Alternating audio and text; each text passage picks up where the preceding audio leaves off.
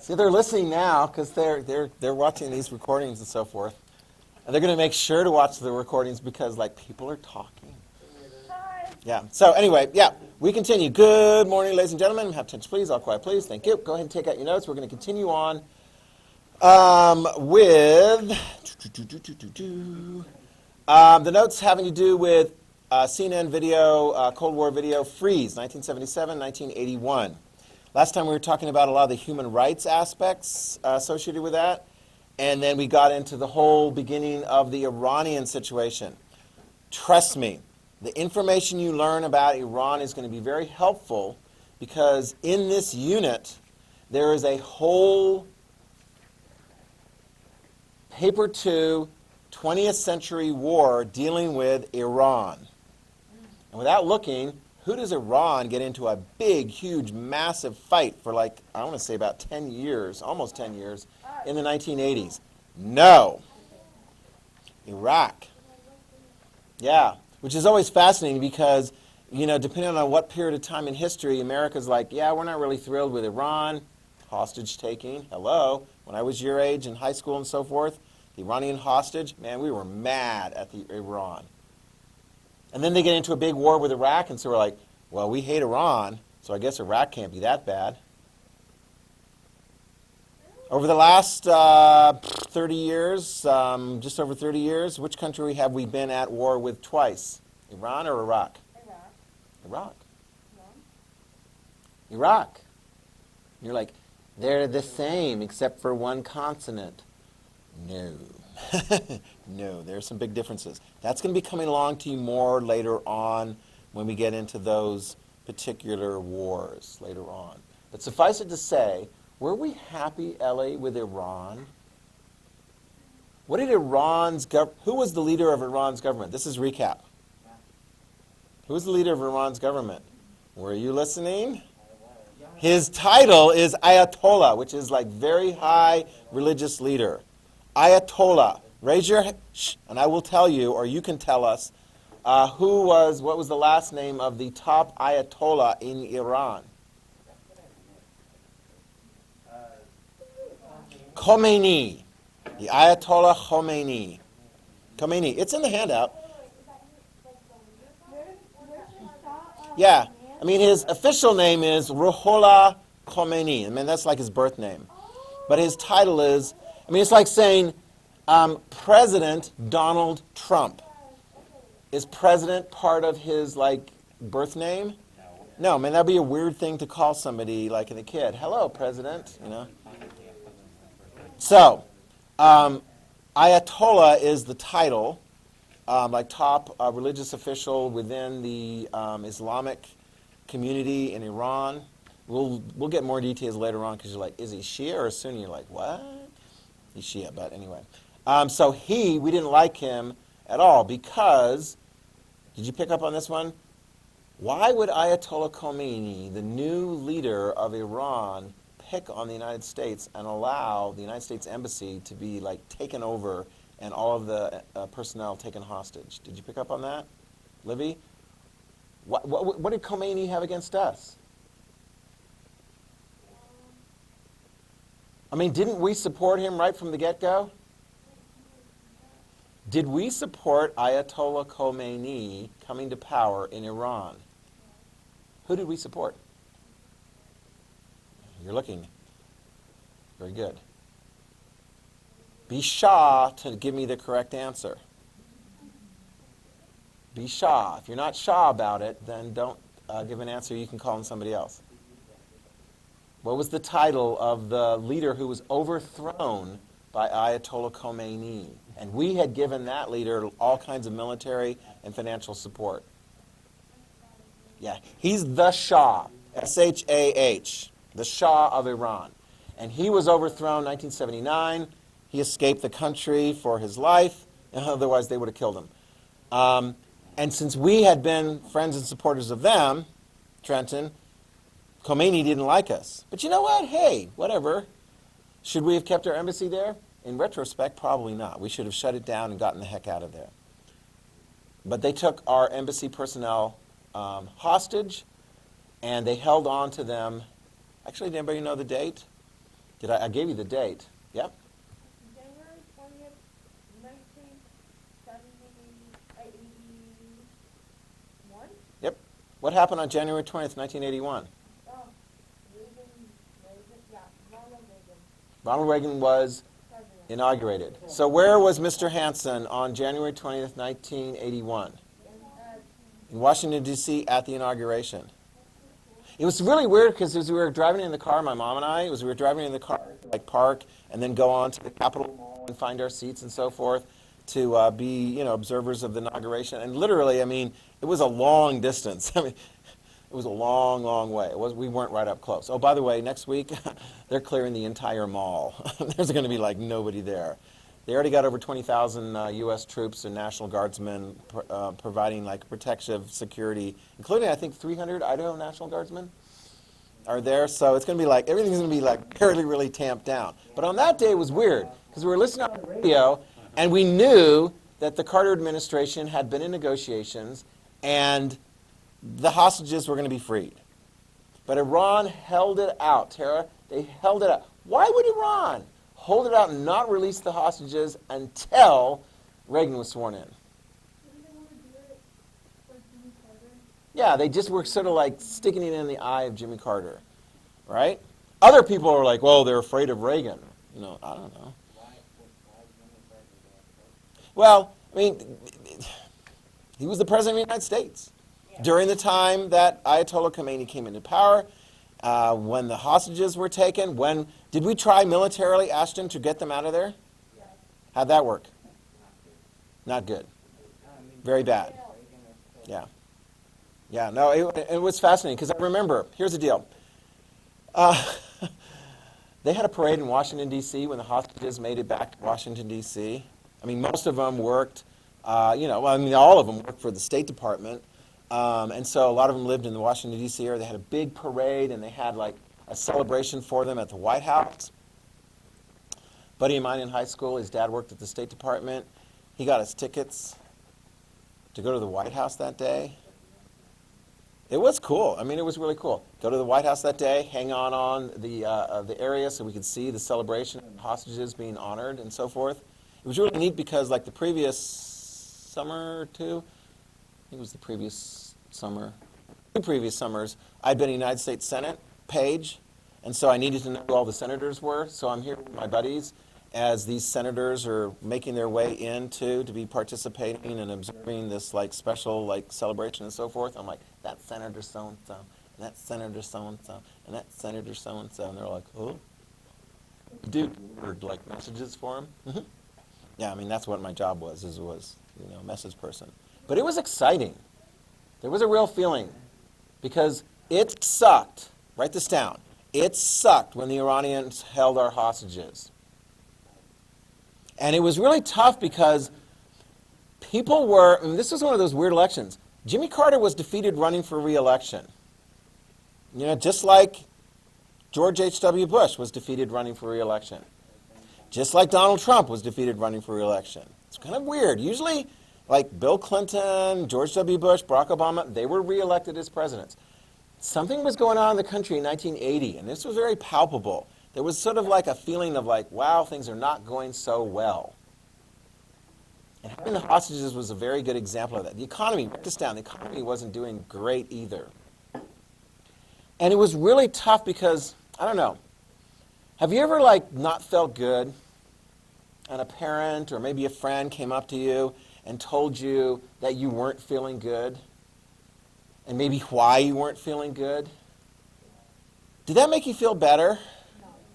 No. Jimmy Carter gave probably an ill-advised speech to the country about how the country was filled with malaise and lack of motivation and everyone's sort of down. And this was a real contrast. He was like frowny, and you knew the guy was frowny because, I mean, we had this hostage crisis and the economy wasn't doing well and some other things were coming along. But it didn't go over very well. So what kind of an attitude? It's right there, like right in front of your desk, because it fell on my floor. Yeah, popcorn. What kind of an attitude did Ronald Reagan present? You can write this down, because we're going to be seeing this. We'll talk a lot about Reagan and so forth. Reagan was Mr. Sunny, Mr. Optimism, Mr. Things are going to be better now. Mr. I don't know, has he got any background in communication? Anybody have any idea like what Ronald Reagan's career started out with? Yeah, he was an actor. Yeah, he took a lot of the qualities of being an actor and put them into politics in a very successful way. He knew how to communicate. I mean, he was nicknamed the Great Communicator during his presidency. Not everyone agreed with him. He's a Republican, and he's going to be very conservative, and he's going to be we'll see this later on, we'll develop this, he's going to be very like, the Soviet Union sucks. You got a little bit of an idea of this already because which president, Carter or Reagan, supported the Contras against the Nicaraguan Sandinistas? Reagan did, yeah, Reagan. Yeah, I mean, Reagan's like, communism is bad. Communism isn't just bad. Reagan would use another word for it. Communism is evil. That's a very, very powerful word. And so this is going to be a different tone being set and so forth there. But before we get too far into the Reagan thing, let's kind of back up a little bit and see some other things that happened during the latter part of Carter's administration that people are going to go, oh, great. Man. Yeah. One of the things occurred in Afghanistan. Okay? And I'm not really ready for that image right here, but yeah, it's okay. I don't have a whole bunch of slides and so forth for you. But Afghanistan, have you guys ever heard of Afghanistan? Where's Afghanistan? What continent is Afghanistan in? It's in Asia. Yeah, it's in Asia. It's not far from the Middle East. If you're in the Middle East, sort of right here, and you go east, then you go through Iran. And then actually just east of Iran is Pakistan, and just north of Pakistan right there is Afghanistan. Put this down. Afghanistan was on the border of the Soviet Union, just on the southern border of the Soviet Union. And we'll get into the details of this a little bit more coming along here because we've got a whole video, a whole thing focused on Afghanistan. But let's suffice it to say, for the Soviets, they wanted a friendly government in Afghanistan. And they were trying their best, and it wasn't working out so well. So what did they do? Here's the date. You ready? December 24th, 1979, the Soviets invaded Afghanistan. 79, yeah. December 24th, 1979, the Soviets sent in troops into Afghanistan. They were trying to prop up I don't know, communist-friendly, left-wing government in Afghanistan. Hold on. Trenton, I'm going to ask you this question.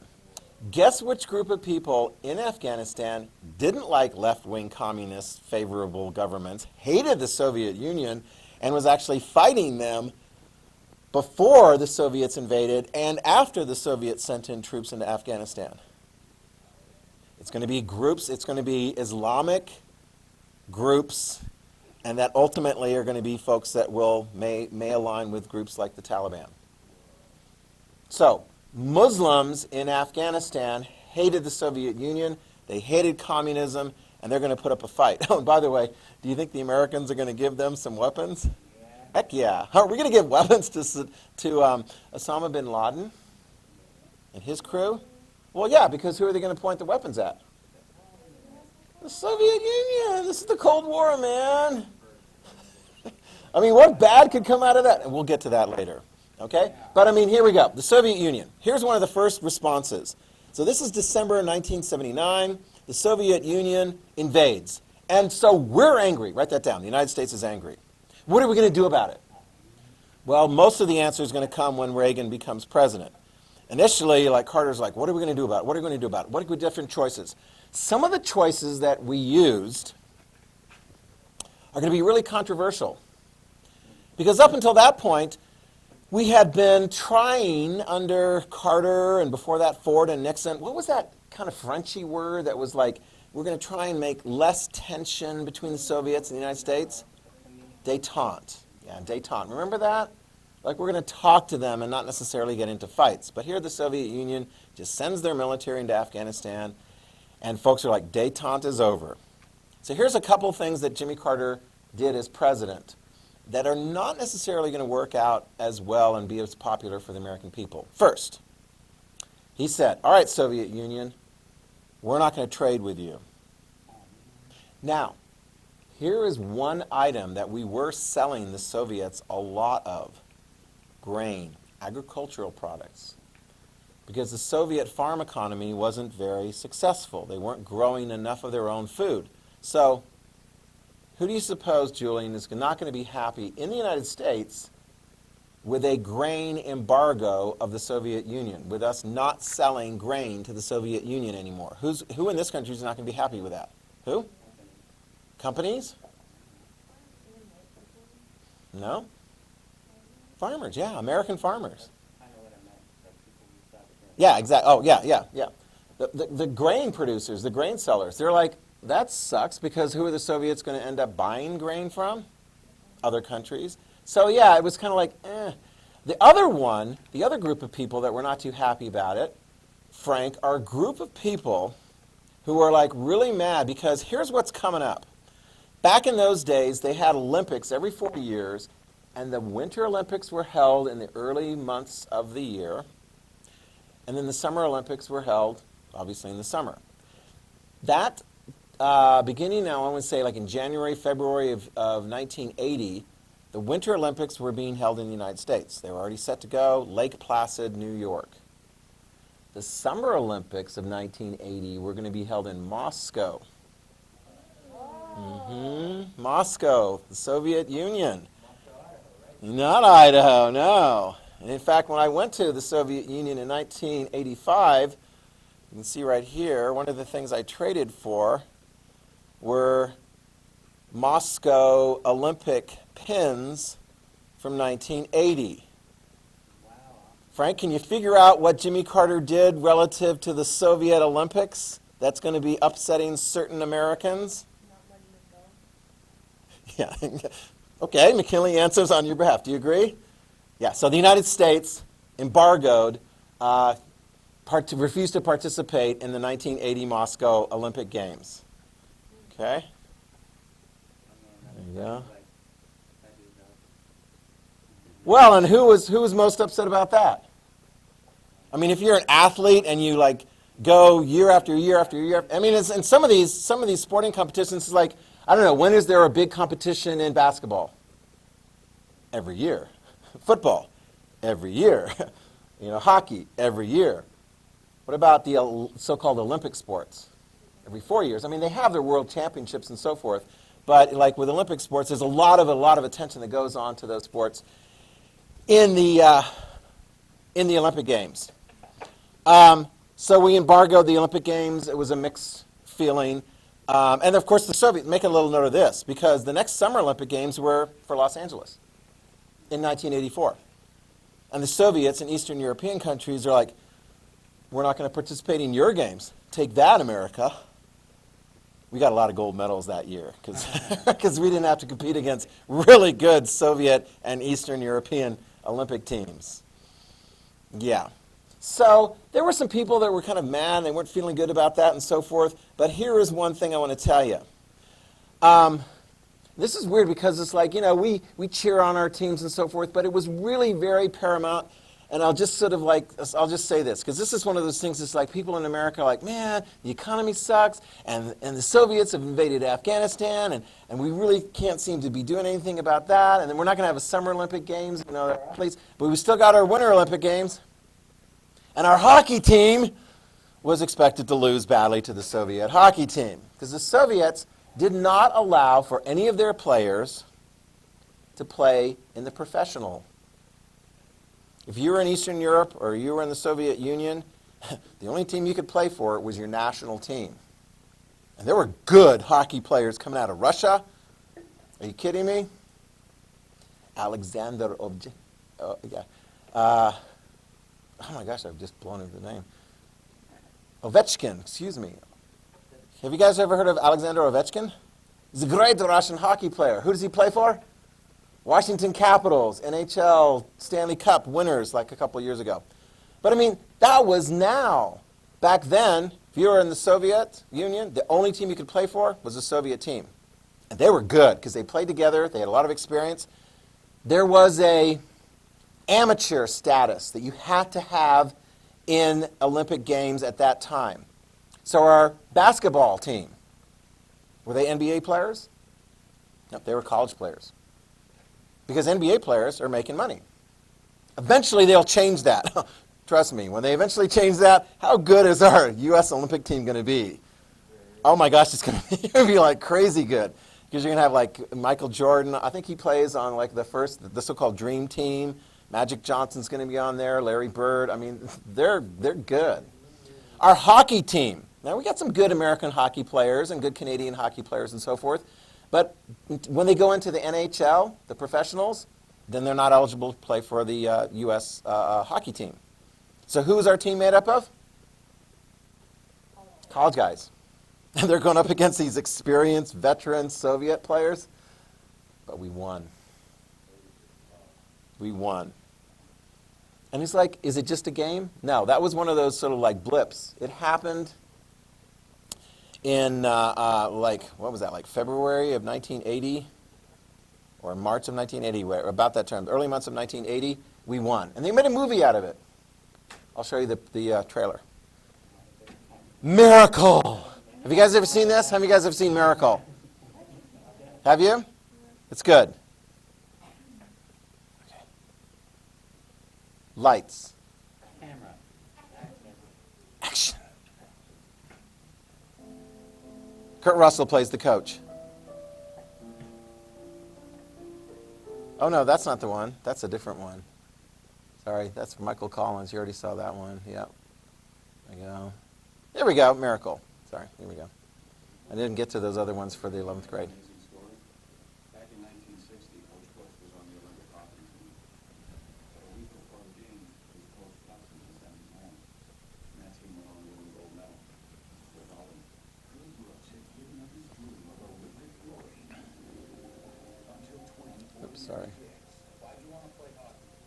This, for the girls, Gave him a second chance. the Soviets win. My goal is to beat them at their own game. Be the best team in the world. Gold medalists in 64, 68, 72, 76. Name? Mark Johnson. Buddy Shea. Look who's healing. You're missing some of the best players. I'm looking for the best players, Craig. I'm looking for the right ones. They were bitter rivals. A lot of guys from Minnesota and Boston. Yeah, that's gonna work. But one coach had a plan to turn them into a team. I got no time for quitters. You want me to play it out? I want you to be a hockey player! I'll get them going. When you face the impossible, Russia's main weapon is intimidation. This guy's ever small. The Russians, they get shot if they smile. and you refuse. Not true, but It's gonna be this hard. Yeah, you did. We start becoming a team right now. Miracles can happen.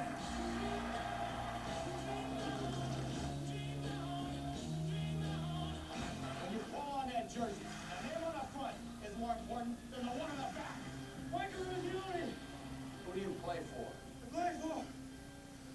The United States of America.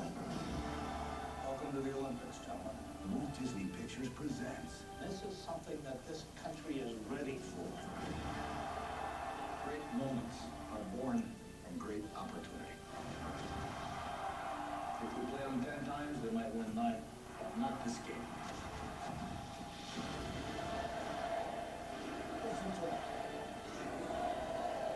We can beat these guys. Discover the story This is your time. behind the greatest moment in sports history.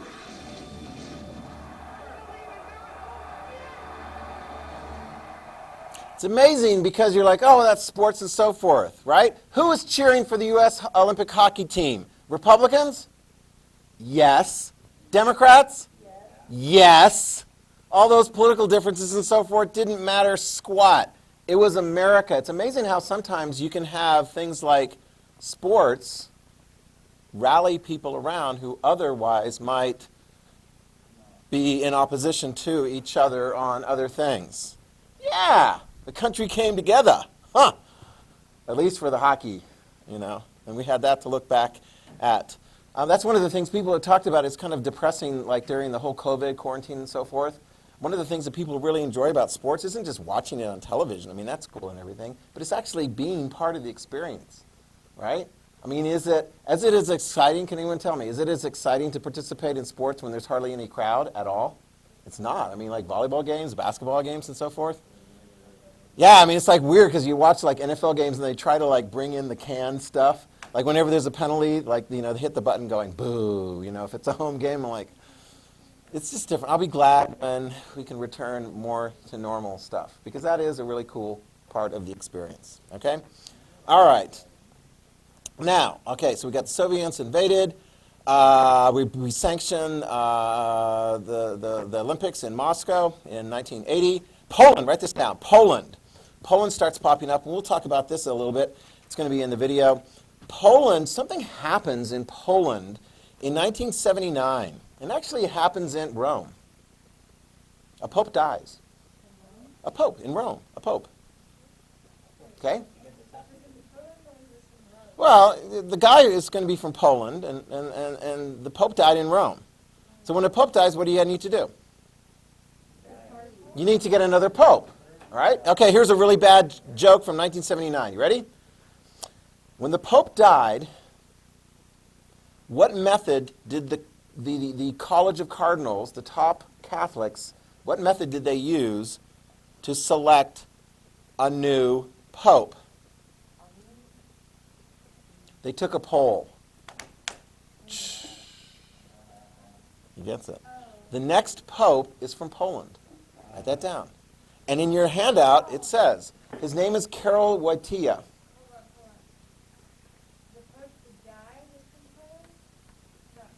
Actually, exactly. Up until that point, there'd been like, I want to say several hundreds of years of popes that were Italian. Italian, Italian, Italian, Italian, right? And then they got a man from Poland. Actually, the current pope broke another long streak, which was European, European, European, European. Where's the current pope from? Britain is part of Europe, right? They're just off the coast, but they're part of Europe. Everybody know? South America? South America, yeah, Argentina, yeah. Yeah, Pope Francis is from Argentina. So his real name is Karol Wojtyła. Write it down. He will take on the name Pope John Paul II. Okay? It's in the handout for, yeah, you're following it right there. Do you see that? Oh my gosh, this is episode number 19. Okay? You see, Karol Wojtyła, Pope John Paul II. The reason he took that name was because the guy who'd been Pope before him, and he let's see, should I be John? Because there was a whole bunch of Johns in Pope history, and there was a whole bunch of Pauls in Pope history. And so the one right before Pope John Paul II took on both of those names, and he was Pope John Paul. But he died fairly quickly, and then the new one came in, and he's like, I'm going to continue that tradition, and he became Pope John Paul II. And there was a reason why the Catholics chose him. Here was a Catholic archbishop from Poland, and Poland is a communist-dominated country. The Catholic Church was sending a pretty clear signal to communism. And the signal was this: we believe in religious freedom. Because Catholicism was still very popular in Poland. And it wasn't favored by the communists, because what is the official religion of communism? Yeah, it's like non-religion.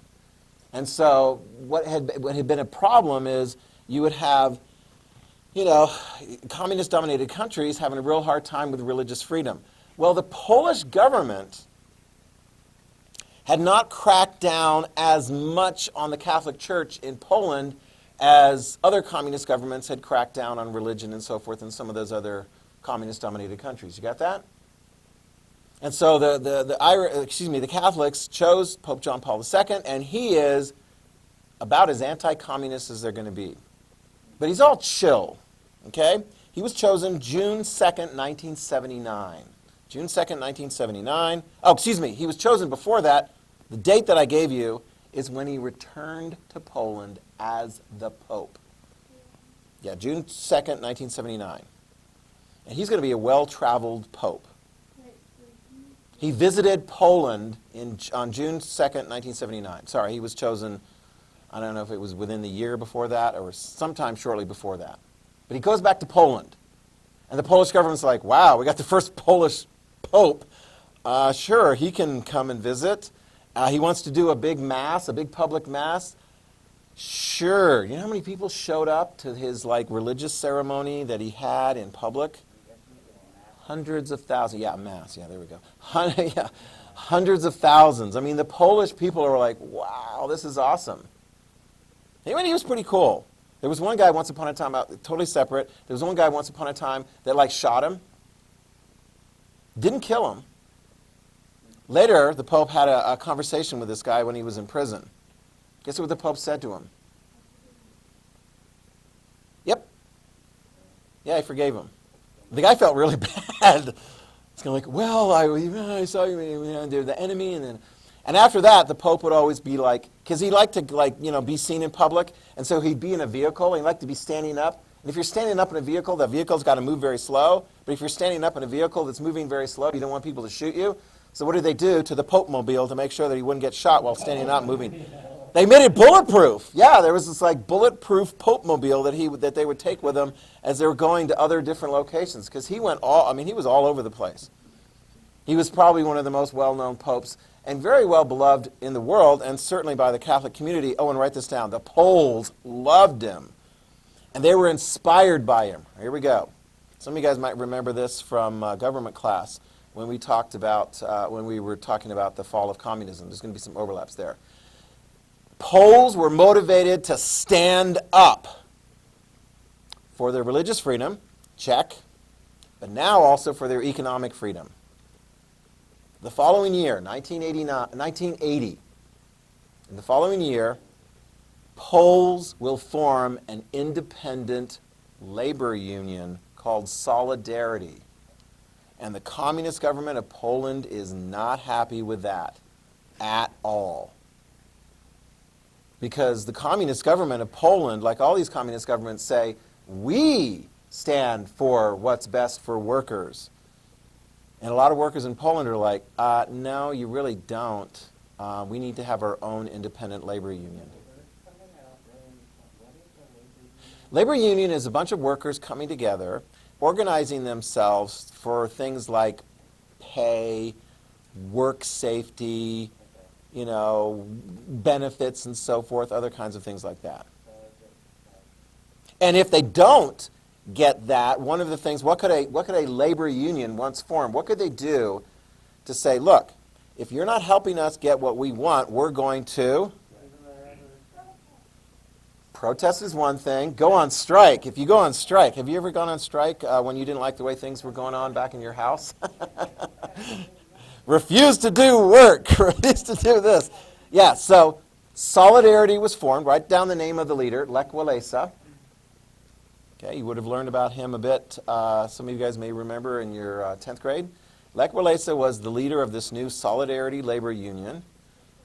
And they're saying to the government, we're going to go on strike if you don't do what we want. Oh, you're not doing what we want? Okay, well, now we're going to go on strike. They go on a massive strike.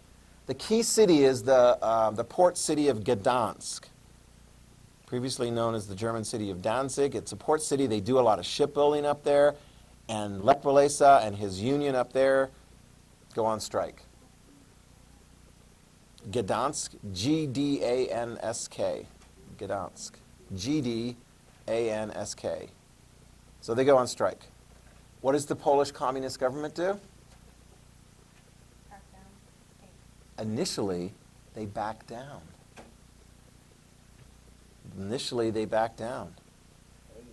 Whoa.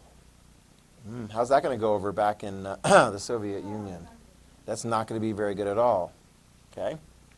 What does the United States think of Solidarity and Lech Walesa and this new independent labor union? We're like, rock on, man. That's how we do it in our country. We got labor unions. We got all kinds of people and so forth. Anybody guys know anybody that belongs to a labor union? That's right. Yeah, actually I do.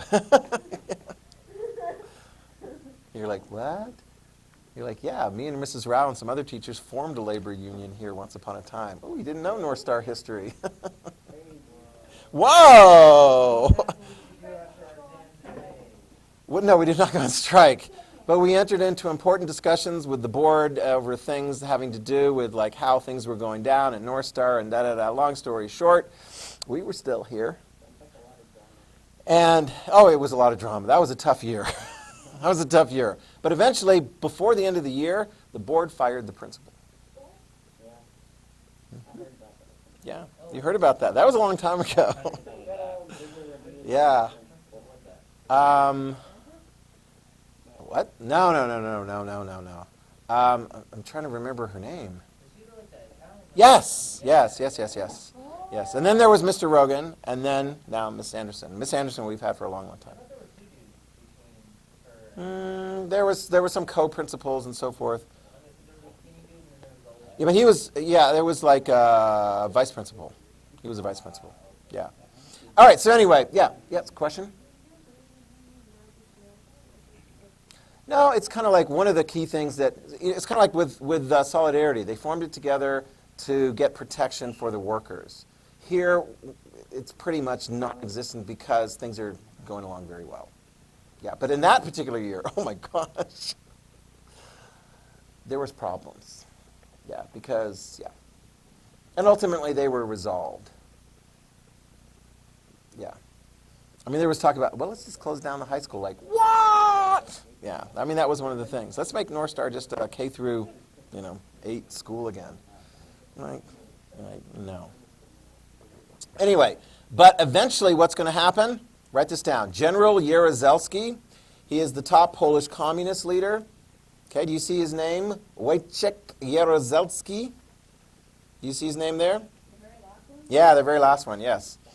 I'm not even pronouncing that correctly, except for Jaruzelski. I've heard that enough times to know that's how that's pronounced correctly, but his first name, yeah.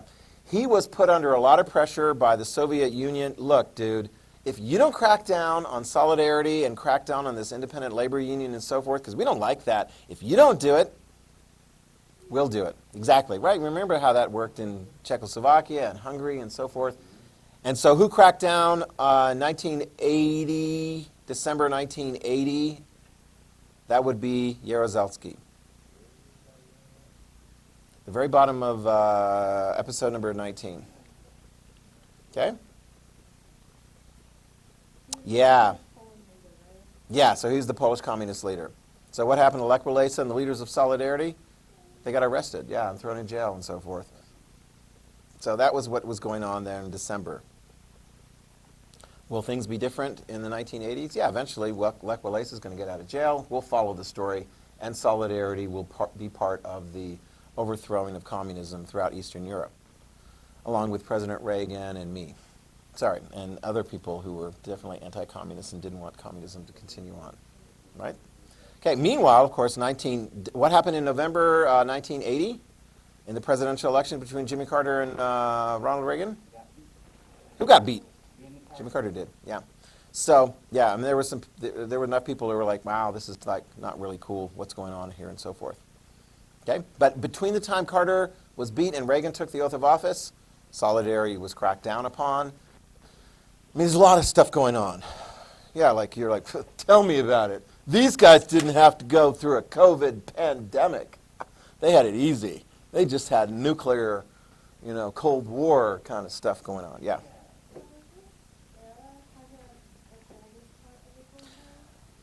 I would say the coldest part of the Cold War would be like the Cuban Missile Crisis. But there's going to be some more chill going on during this 1980s period. Okay? Yeah. There's going to be some chill going on. All right?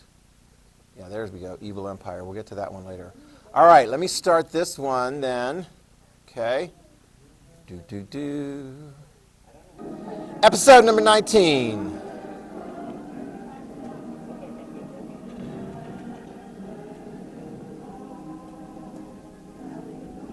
1976, the United States celebrates 200 years of independence and freedom.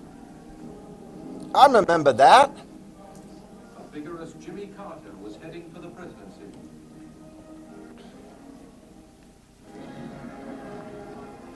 The Soviet Union, too, displayed pride in its achievements under the aging Leonid Brezhnev.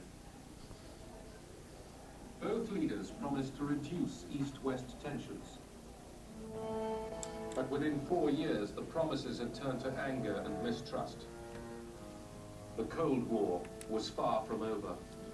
It's going to get cold. This is the freeze episode.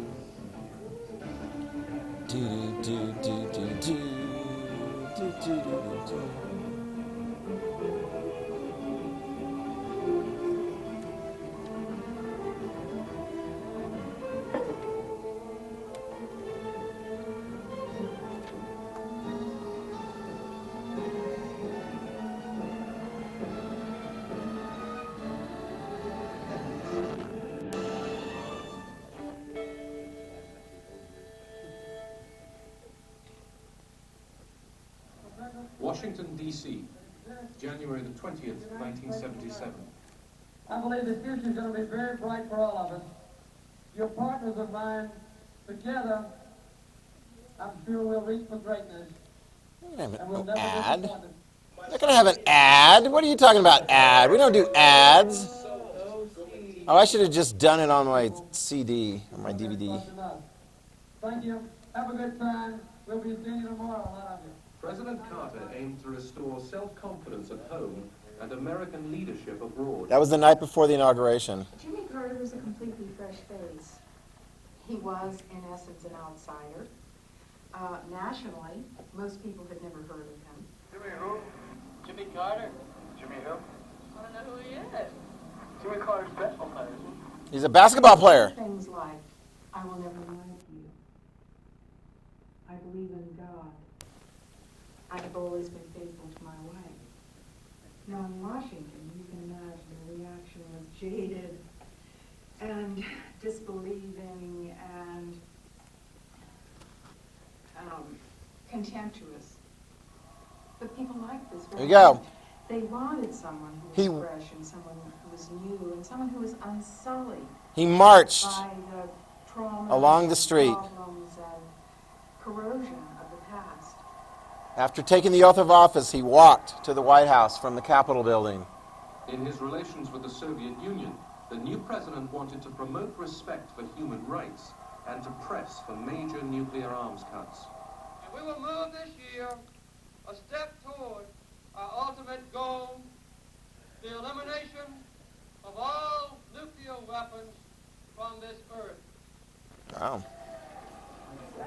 President Ford and the Soviets had made an interim agreement on nuclear arms cuts at Vladivostok in November 1974. The agreement established common ceilings for strategic arsenals. President Ford's successor, Jimmy Carter, wanted to go much further. Brezhnev would be urged to put the arms race into reverse. Uncertain of Carter, Brezhnev reaffirmed his faith in détente. Я от имени партии Еще народа заявляю, наша страна никогда не станет на путь агрессии, никогда не поднимет меч против других народов. Thank you, Brezhnev. We will stop it right there, Brezhnev. Thank you. All right, that's Vidanya.